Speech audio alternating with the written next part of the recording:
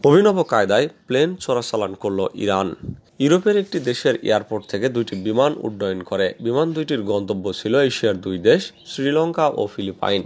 কিন্তু উড্ডয়নের পর রহস্যজনকভাবে মাঝ আকাশে পথ বদলে ইরানে গিয়ে অবতরণ করে বিমান দুইটি। এমনকি এয়ার ট্রাফিক কন্ট্রোলের নজর এড়াতে যোগাযোগের সব মাধ্যম বিমানের ভেতর থেকে বন্ধ করে দেওয়া হয়। এমন অভিনব কায়দায় বিমান চোরাচালান করে ফের আলোচনায় ইরান।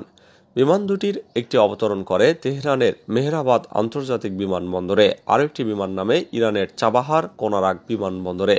গেল ফেব্রুয়ারি মাসে এই ঘটনা ঘটে। দ্য ইকোনমিক টাইমসের প্রতিবেদনে বলা হয়েছে, লিথুয়ানিয়ার শিয়াওলিআই বিমানবন্দর থেকে উড্ডয়নের সময় দুইটি বিমানেরই ট্রান্সপন্ডার সচল ছিল, কিন্তু ইরানের আকাশ সীমায় ঢোকার সঙ্গে সঙ্গে দুটি বিমানেরই ট্রান্সপন্ডার বন্ধ করে দেওয়া হয়। রাডার সিস্টেমকে ফাঁকি দিতেই এমনটা করা হয়। খবরে বলা হয়, বিমান দুটি গাম্বিয়া লিজিং কোম্পানি মাক্কা ইনভেস্টের মালিকানাধীন ছিল। কোম্পানিটির আরও একটি বিমান উড্ডয়নের ঠিক আগ মুহূর্তে তা ঠেকিয়ে দেওয়া হয়। বিমান দুটি ইরানের মাটিতে অবতরণ করার পর এগুলোর মালিকানা দাবি করে বসে মাহান ইয়ার। লিথুয়ানিয়ার সরকারি সম্প্রচার মাধ্যমে বৃহস্পতিবার এই তথ্য জানানো হয়। মার্কিন নিষেধাজ্ঞার কারণে নতুন বিমান কিনতে পারছেন না ইরান, আর তাই এমন ঘুরপথে খুঁজে নিয়েছে তেহরান। এই বিমানগুলো যে চোরাচালান হতে পারে তা ঘুণাক্ষরেও টের পায়নি কেউ। ইরানে রহস্যজনকভাবে বিমান অবতরণের ঘটনা এবারই প্রথম নয়। এর আগেও এমন ঘটেছে। অন্য দেশে যাওয়ার কথা থাকলেও সেই বিমান ইরানে গিয়ে অবতরণ করেছে।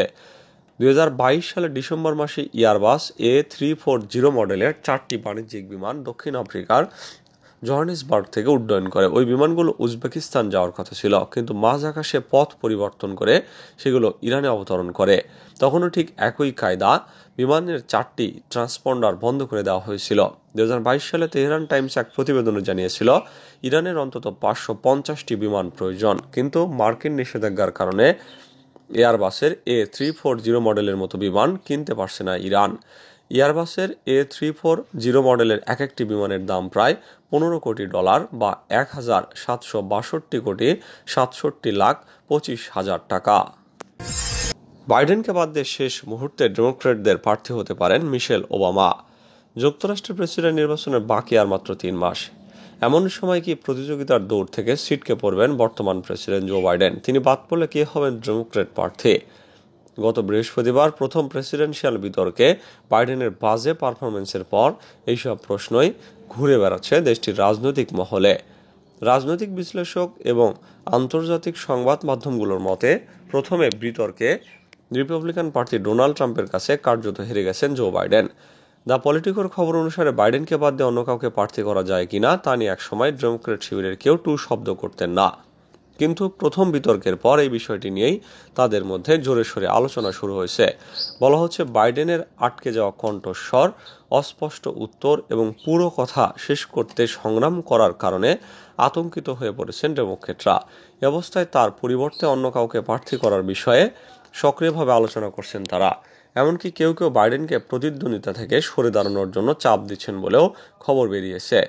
পলিটিকো জানিয়েছে, 3 জন সম্ভাব্য ডেমোক্র্যাট প্রেসিডেন্ট প্রার্থীর ঘনিষ্ঠ 3 উপদেষ্টা বলেছেন, বিতর্কের সময় জুড়ে তাদের কাছে অসংখ্য টেক্সট মেসেজ এসেছে।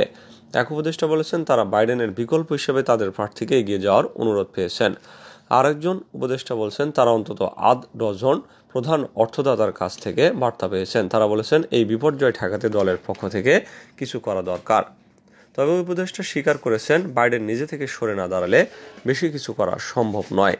বাইডেন শেষ পর্যন্ত প্রার্থী থাকবেন কিনা তা নিয়ে ডেমোক্র্যাটদের চেয়ে বেশি সরব প্রতিপক্ষ রিপাবলিকানরা। প্রার্থিতার দৌড়ে ট্রাম্পের কাছে হেরে যাওয়া Nikki Haley social media platform এক্সে লিখেছেন, আমার কথা লিখে রাখো, বাইডেন ডেমোক্র্যাটদের মনোনীত প্রার্থী থাকবেন না, রিপাবলিকানরা সতর্ক থাকুন। তাহলে প্রশ্ন উঠছে, বাইডেনের পরিবর্তে কে? 81 বছর বয়সী এই নেতা শেষ মুহূর্তে যদি সত্যিই বাদ পড়েন, তাহলে তার জায়গায় কে লড়বেন? কাকে দেখা যেতে পারে ডেমোক্র্যাট প্রার্থী হিসাবে? এই জল্পনায় সবচেয়ে বেশি আলোচিত হচ্ছেন সাবেক প্রেসিডেন্ট বারাক ওবামার স্ত্রী মিশেল ওবামার নাম। সাবেক ফার্স্ট লেডিকে